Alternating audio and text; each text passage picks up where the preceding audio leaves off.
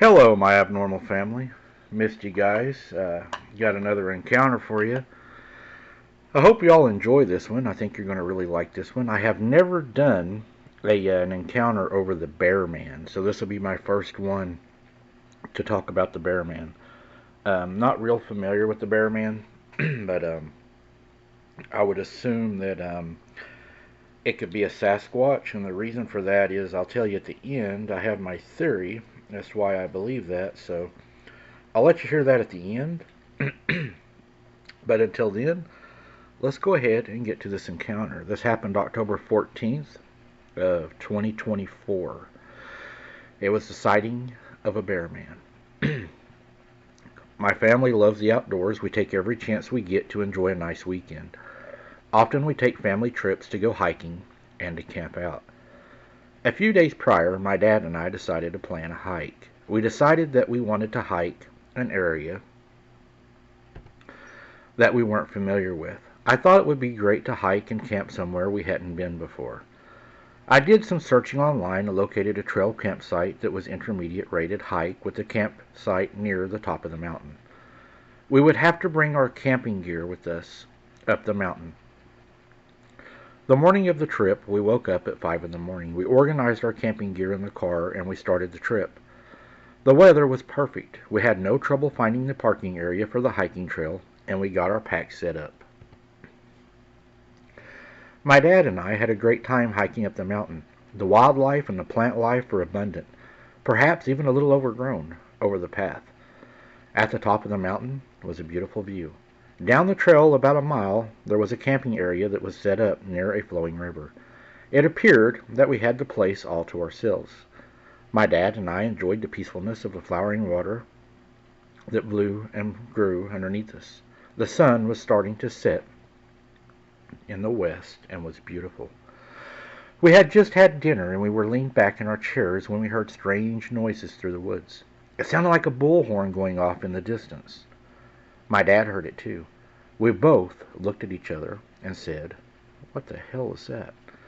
I thought that maybe it was another hiker that was scaring off something or calling to their group. But we had not seen another car in the parking area. We both continued to sit in our lounge chairs and to look around. We had run into some strange things camping before.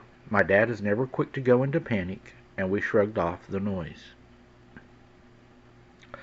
A few minutes later, the agile sound of feet crunching in the forest floor sounded off. The running seemed to be getting faster and closer to our campsite.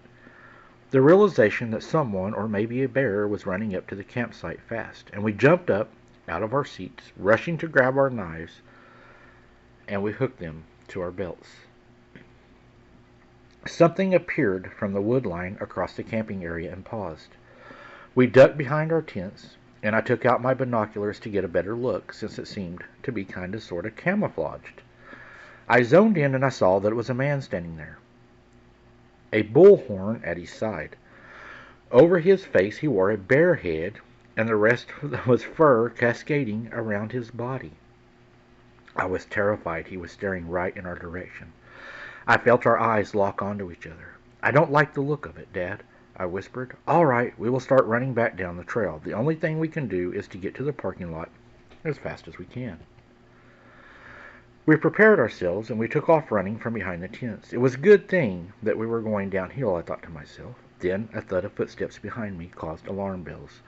With my dad in front of me, the bear man was chasing us. It actually caused me to panic. I ended up tripping over a tree root and busted my knees and hands. I picked myself up so quick that it was like nothing had even happened. Thank God for adrenaline.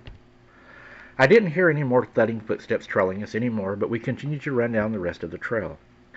We saw a break in the trees exposing the parking lot.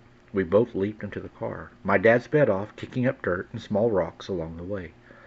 A few miles down the road I realized we had left all of our camping gear behind on the mountain. I became irritated and said to my dad, "That prick made us leave all of our gear behind." My dad replied that camping gear is replaceable, but you and I are not, and we don't know the intentions of that man. It seemed to be a common assumption that he was just a hermit, and we had intruded on his territory. My sister, on the other hand, believes that it was something different. My dad, I believe, believes the same way because when I say man, my dad looks at me and says, "You mean the bear man? That was no ordinary man." You know, I haven't covered very many of these that they would call the bear man. But on first-hand experience, me, Kaylee, and Sarah were doing a series that we called Nighttime In, Dark Out. And what we would do is we would park the vehicle, you know, a mile or two from us, and we would walk in the daylight and then wait till dark, and then we would make our way back to the vehicle. It was a very popular series that we done. It did put us at a risk because there's no vehicle to flee to. You're 2 miles from a vehicle with no matter what happens. There was one particular night on one of the videos. I don't remember which one it was, but it was one of the daylight in, dark out. So we were moving back toward the vehicle in the dark, and Kaylee had an encounter that really changed everything. She saw something standing behind a tree, and whenever she was looking at the tree, I of course was looking at the tree with Sarah, and we all were able to witness what looked like a kind of a bear dogish mix, maybe more bear looking. It was brown color, like a grizzly bear, not like a black bear, but like a grizzly bear. It had more of the bear, you know. It looked more like a bear, but you could tell that there was also, it looked like there was some dog in it. And it was fixated on Kaylee, fixated to the point where I actually went toward it and it never even looked at me till last minute, and then it just stepped behind the tree. Now, it did end up paralleling us all the way to the creek, and then when we got to the creek, we was either blessed or it decided not to swim, but it was flooded at the time, and it was very deep, and it was full of green moss. It was really nasty looking, and it stopped at the creek and did not pursue us any further. So the creek saved us that night? I believe so. Why was it fixated on Kaylee? I don't know. Maybe because she was the first to see it, or, you know, there's so many things that can go through your mind on that. But I do know that we did see something down there, and that was the first thing that Kaylee described it as, and that's why when I saw, you know, Bear Man, I was like, wow, that really exists, because that was the first thing Kaylee said. She said it looked like a bear. So, yeah, I believe they're out there. Me, Sarah, and Kaylee all seen it. So, you know, when you see something, you can't deny it. I mean, the knowers know, right? What do you all think? What do you think these are? I mean, it's like we're dealing with a whole bunch of mixed up DNA, isn't it? Almost like the stars fell to Earth, 200 of them, and corrupted DNA, huh? Thanks for listening, guys. Until the next one, keep your head on a swivel, don't be something's dinner, and watch out for the storms tonight. We'll see you on the next one.